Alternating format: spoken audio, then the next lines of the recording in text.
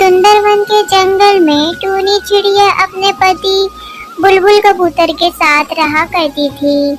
टूनी चिड़िया एक मेहनती किसान थी और अपने खेत का बहुत ज़्यादा ख्याल रखती थी। वो नया नया बीज बैगन के बोई थी। टूनी चिड़िया अपने पति का भी बहुत ज़्यादा ख्याल करती थी, क्योंकि उसका पति कोई भी भारी सामान नहीं उठा सकता। उसे एक बहुत बड़ी बीमारी थी, ना वो इतना खास चल सकता था और ना ही कोई मेहनत कर सकता था। जब भी टूनी चिड़िया अपने पति का बहुत ख्याल रखती थी और घर के पालन पोषण के लिए एक किसान के काम भी करती थी और अपना कारोबार भी करना शुरू कर दी थी। बैगन के बीज नए नए बोई थी। वो चाहती थी कि बैगन हो जाए ताकि वो बैगन बेचकर अपने घर और अपने सब चीज़ का ख्याल रख सके। अरे टूनी, मुझे जो बैगन के बीज मिले थे तुमने क्या अपने खेत में बो दिए? कुछ हुआ या नहीं? सुनिए जी, आप ये सब की फिक्र नहीं करिए, आपकी तो तबीयत भी ठीक नहीं, मैं सब कर लूंगी, आप ये सब की चिंता ना करिए। वैसे तो मैंने बैगन के बीज कल ही रात को बो दिए थे और आज सुबह सुबह पानी भी डाल कर आई हूँ। अब देखिए क्या होता है। परंतु टूनी चिड़िया और लूसी कबूतर के कोई भी बच्चा ना था। जब भी टूनी चिड़िया बड़ी ही परेशान रहती थी, क्योंकि उसके बुढ़ापे का कोई भी सहारा ना था। सुनिए जी, आप यहीं आराम करिए, मैं आपके लिए दवाई और दाना पानी का इंतजाम करके आती हूँ। इसी तरह वक्त गुजर जाता है और चंद माह गुजरने के बाद जब टुनटुनी अपने खेत पे आती है तो देखती है इतने सारे बैगन हो गए थे और पूरे बैगन से हरा भरा खेत था। सभी पक्षी उसके बैगन को देख ही रहे थे और टूनी चिड़िया भी देख रही। अरे वाह, बंटी कबूतर के बीच ने तो जादू ही कर दिखाया। चंद माह में ही मेरे पूरे बैगन की खेत हो गई और पूरी जगह बैगन ही बैगन छा गया। अब तो मैं इतनी अमीर हो जाऊंगी और मैं सबका ख्याल भी रखूंगी। अब तो ये सारे बैगन तोड़कर मैं मार्केट में जाकर बेच दूंगी और रातों रात अमीर हो जाऊंगी। मेरी मेहनत रंग ले आई। मैं अभी जाती हूँ और जल्दी से जाकर बताती। तो बस फिर क्या था, टुनटुनी फौरन से ही अपने पति के पास आती है और उसे सारी बात बताना शुरू कर देती है। बंटी जी, आपके बीच ने तो जादू ही कर दिखाया। पूरे जंगल में सबसे ज्यादा बैगन मेरी ही हुई है और मैंने इतनी मेहनत जो की थी, आखिर मेहनत तो रंग ले आई। अब तो आप भी चल के देखो क्या मजेदार बैगन हुई है। चलो चलते हैं, हम लोग देख कर आते हैं। ढोलकपुर के जंगल में टुनटुनी अपनी बेटी सुनहरी और अपने पति के साथ रहा करती थी और उसका पति पकोड़े बेचा करता था। पकोड़े ले लो, बहुत मजेदार और मजेदार पकोड़े ले लो। आ जाओ, पकोड़े ले लो। कालू भैया, ऑफिस जाने को बहुत देर हो रही है, मुझे पकोड़े दे दो जल्दी से। अरे लूसी बहन, मैंने तो पकोड़े आलू भिंडी समोसे सब डालकर बनाया है और बहुत मजेदार पकोड़े बनाया है। ये लो, जल्दी से खा लो तुम पकोड़े। अरे वाह, ये परवल के पकोड़े तो कालू भाई आपने बहुत ही मजेदार बनाया है। तुम्हारे पकोड़े की तो बात ही नहीं है। इस तरह पकोड़े बेचकर कालू कौवे की बहुत ही अच्छी कमाई हो जाती है और कालू कौवा बहुत ही ज्यादा मेहनत पक्षी था, बहुत ज्यादा मेहनती था और बहुत ज्यादा मेहनत करता था। उसकी मेहनत से उसके परिवार बहुत ही ज्यादा अच्छी जिंदगी गुजार रही थी और बहुत ज्यादा खुश थी। एक दिन कालू कौवे की बेटी सुंदरी उससे कहती है, पापा मैं भी आपके साथ पकोड़े बेचने चलूंगी। अरे तू क्या करेगी काम पर जाकर, तेरे बाबा तुझे देखेंगे या ग्राहकों को। चल जा बाहर जाकर बच्चों के साथ खेल। मुझे बच्चों के साथ नहीं खेलना, मैं तो अपने बाबा के साथ दुकान पर जाऊंगी। कोई बात नहीं टुनटुनी, तुम फिक्र ना करो, मैं इसको दुकान पर लेकर जा रहा हूँ अपने साथ। थोड़ी देर बाद तुम इसे आकर ले जाना। तो बस फिर क्या था, टुनटुनी इस बात को मान जाती है और कालू कौवा और सुनहरी दोनों वहाँ से चले जाते हैं। कालू कौवा अपनी बेटी सुंदरी को लेकर अपने दुकान चले गया और दुकान पे जाकर पकोड़े फ्राई कर रहा था और अपने ग्राहकों को दे रहा था। सुंदरी वहीं खड़ी थी। सुंदरी को देखकर कालू कौवा कहने लगा, सुंदरी बेटा इतने करीब ना जाओ, तेल बहुत ज्यादा गर्म है, तुम जल जाओगी। फिर कालू कौवा अपनी बेटी सुनहरी को तेल की आग से बचाने जाता है, लेकिन तेल उसके ऊपर ही गिर जाता है और उसका जिस्म पूरा हलाक हो जाता है। कालू कौवा कहरने लगता है। तभी टुनटुनी अपनी बेटी सुनहरी को लेने आती है और देखती है कि कालू कौवा जल चुका था। फिर टुनटुनी अपने पति को इस हालत में देखकर बहुत ज्यादा रोने लगती है। ये क्या हो गया आपको जी? मैंने आपको कई बार मना किया कि सुनहरी को लेकर मत जाएं। ये क्या हो गया आपको? कालू कौवा बहुत ही ज्यादा जल चुका था और वो कुछ भी काम करने के काबिल नहीं रहा। इसी तरह कालू कौवा के दुकान बंद हो जाते हैं और कुछ दिनों के बाद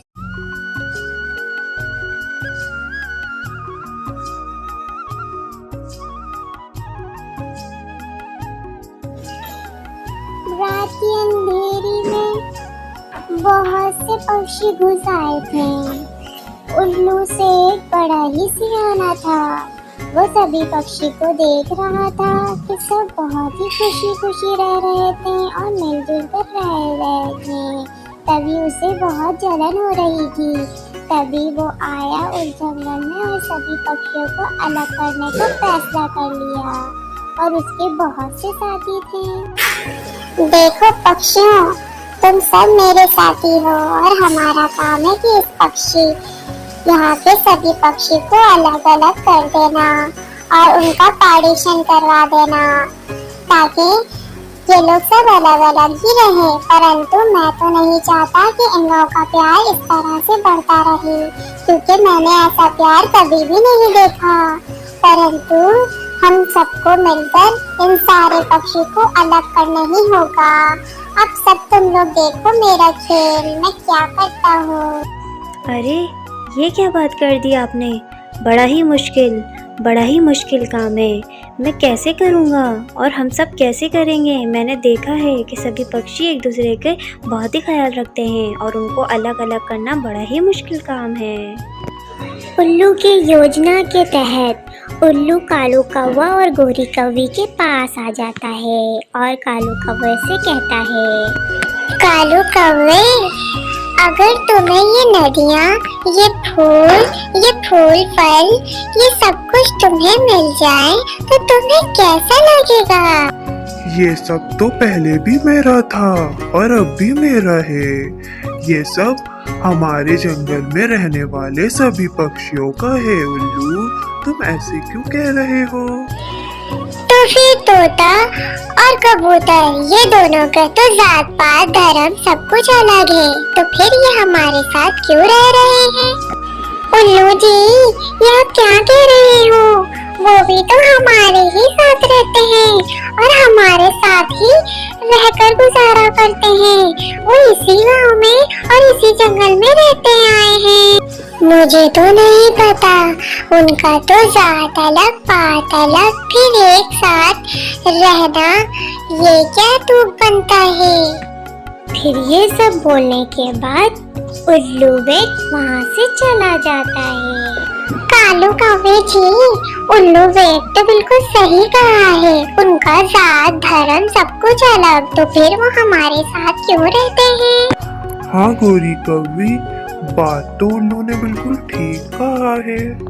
हमें ये सब से कोई फर्क नहीं पड़ता है कि कौन सी जात इस जंगल में ज्यादा पक्षी रहते हैं और कौन सी जात की पक्षी कितनी कम रहती है, परंतु हमारे पूर्वज पक्षियों के सभी यही रहते।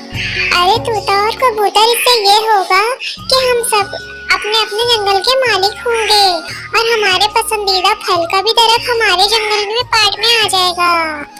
यानी कि उल्लू, तुम सही कह रहे हो, परंतु मेरे घर के बाहर जो दरख्त है कबूतर और वो मेरे हो जाएंगे। उसमें कोई भी पक्षी आकर उस अमरूद को नहीं खाएगा सिवाय हमारे। हाँ, तोता और कबूतर, तुम लोग बिल्कुल सही सोच रहे हो। मैं बिल्कुल ऐसे ही कह रहा हूँ, परंतु अब मैं चलता हूँ।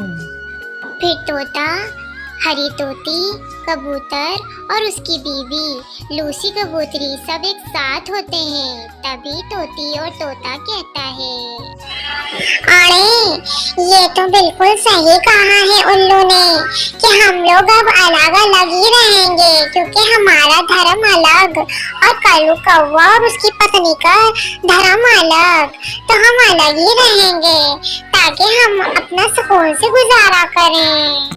हाँ तोता और तोती बिल्कुल सही कह रहे हो, उस उल्लू वेट ने बिल्कुल सही कहा, परंतु अब हमें अपना अलग अलग ही कर लेना चाहिए ताकि हम खुशी खुशी रह सकें। फिर एक दिन एक चिड़ा आता है और कबूतर के पेड़ के ऊपर बैठ जाता है। जैसे ही वो उसे खाने लगता है तभी तोता आकर उसे रोक देता है। अरे अरे छोटा बच्चा, ये तू क्या कर रहा है? चल जा अपने जंगल में जा, अब हमारा जंगल बंटवारा हो गया है और यह अमरूद का पेड़ अब हमारा है, हम तुझे खाने नहीं देंगे, चल जा जा यहाँ से निकल। वो छोटा बच्चा तोते की बात सुनकर बड़ा ही उदास हो जाता है, फिर वो वहाँ से चले जाता है। फिर रात की अंधेरे पर उल्लू और उल्लू के तीनों सैनिकों एक साथ थे। तभी उल्लू उससे कहता है, हाँ बच्चों, तुमने सब ठीक से काम कर दिया है ना? कालू कौवा और गोरी कौवे को समझा दिया है ना? और तोता और कबूतर को भी अलग करने का फैसला कर लिया है ना? वो लोग मान तो गए हैं ना? सब काम ठीक से चल रहा है ना मेरे सैनिकों? जी मैंने वही किया जो आपने बताया था। कालू कौवा और उसकी पत्नी मान गई है, वहाँ कबूतर और तोता भी मान गया है। इसी तरह बात सर के ऊपर चली जाती है, सारे पक्षी इकट्ठे हो जाते हैं। तभी सब कहने लगते हैं, देखो हमारे तरफ से तोता बात करेगा और तुम्हारे तरफ से भी एक बंदा बात करेगा, क्योंकि अगर सब मिलकर बोलेंगे तो ऐसे लड़ाई हो जाएगी। हमारे तरफ से मैं बोलूंगी, तोता तुमने परंतु मेरे बच्चे को अमरूद खाने से रोका और उसे वहाँ से भगा दिया। अब तुम भी मुझसे कोई उम्मीद नहीं रखना। अब ना तुम्हारे जंगल के पक्षी हमारे जंगल में आएंगे और ना हमारे पक्षी तुम्हारे जंगल में जाएंगे। अब तुम हमसे कोई उम्मीद नहीं रखना। अरे हाँ ठीक है चिड़िया, तुम ज्यादा इतराओ नहीं। चोंच वाली चिड़िया, हमारे पक्षी तुम्हारे से कोई चीज लेना नहीं चाहते, ना हम तुम्हारे पास आएंगे ना तुम हमारे पास आना। हम तो अपनी खुशी हम सब बांट सकते हैं, हमें तुम्हारी कोई जरूरत नहीं। इसी तरह उल्लू और उल्लू के सैनिकों ने अपनी व्यवस्था पूरी की और दोनों पक्षियों को अलग अलग करके ही रखा।